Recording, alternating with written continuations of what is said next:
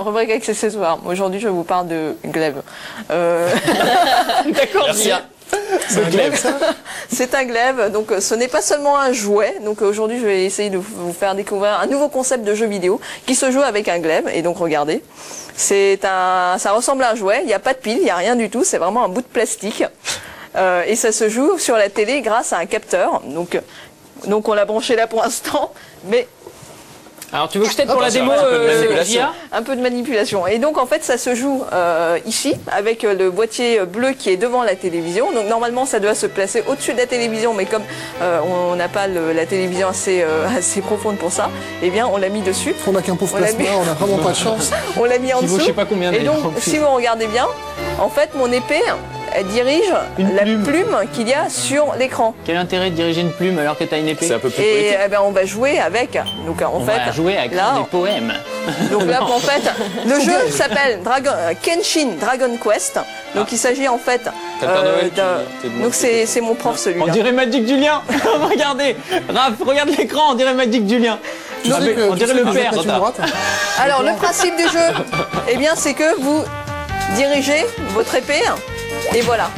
C'est génial. Pour tuer les ennemis, en fait, vous jouez devant, mais vous slashez à l'horizontale. Est-ce que tu peux viser? Non, tu peux pas viser. Tu peux viser, regarde, si je vise là, Est-ce que je peux faire une précision? Je ne suis pas ton ennemi. Arrête de t'approcher avec ton épée.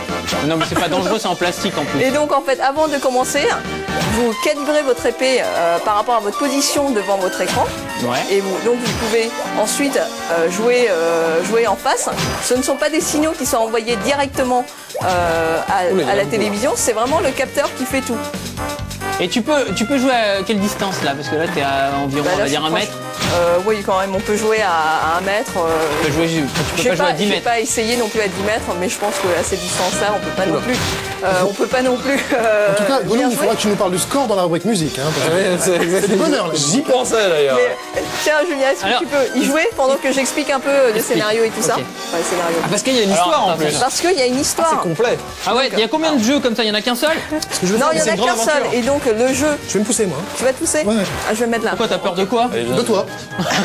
Donc comme je vous disais, ça se passe dans l'univers de Dragon Quest. Donc Dragon Quest, c'est un des jeux d'aventure les plus populaires qu'il y a au Japon. Le jeu s'appelle Kenshin Dragon Quest, donc ça se passe dans l'univers de ce jeu d'aventure. Vous rencontrez les monstres qu'il y a dans cet univers, mais surtout vous avez aussi cette trame un petit peu aventure, c'est-à-dire que dans le jeu, vous ne vous contentez pas de passer les niveaux, mais il y a une vraie aventure derrière. Vous rencontrez d'abord des gens qui vous entraînent. Ensuite, vous avez même une carte mémoire pour sauvegarder votre progression. Là, tu vois, si tu mets la plume sur la flèche, et ben ça va avancer. Ouais, voilà. Ah, là, il y a un autre jeu. Et non, c'est pas. Non, ça c'est pour calibrer ton épée. Bon, je vais faire le même jeu. Voilà. Là, c'est en fait le mode story. Faut que tu tranches, je crois. Tu tranches. Donc tu valides en tranchant. C'est pas évident, hein. Ça marche pas génial. Hein. À mon avis, disons que c'est pas encore, c'est pas très précis, mais disons que dans le concept, faut que tu tranches. Tu tranches. Non, pas dans ce sens. Dans l'autre sens, celui-là. Rentrer dans le vif du sujet. C'est beau le talent quand même. Celui-là, voilà. Faut y aller. Hein. Moi je tiens à préciser quand même que Gia s'en sortait très bien tout à l'heure. Ah, c'est bon. Elle faisait des high scores de folie. C'est bon. Donc bien sûr dans le jeu vous pouvez enchaîner des petits combos par rapport à votre talent. Et surtout ce qui est vraiment super étonnant, c'est que l'épée elle n'a rien. Donc l'interaction qu'il y a entre le boîtier et l'épée, c'est juste des petites bandes fluorescentes. Enfin fluorescentes, des bandes réfléchissantes. Il n'y a pas de pile sur l'épée. Il y a pas de pile sur l'épée, par contre il faut 4 piles normales sur le boîtier. Donc bien sûr ce n'est sorti qu'au Japon pour l'instant, mais c'est disponible en import en France. Ça vaut à peu près dans les 60 € dans ces eaux-là. Donc pour avoir le jeu, ça ne se branche pas sur une console, ça se branche directement sur les prises de la télévision. Donc comme c'est un jeu japonais, il vous faut absolument un téléviseur qui soit compatible NTSC. Donc la norme japonaise. Donc si vous avez qu'une télévision PAL et que vous ne pouvez pas brancher une PlayStation 2 japonaise ou une GameCube japonaise, c'est-à-dire que vous ne pourrez pas y jouer. Pour l'instant,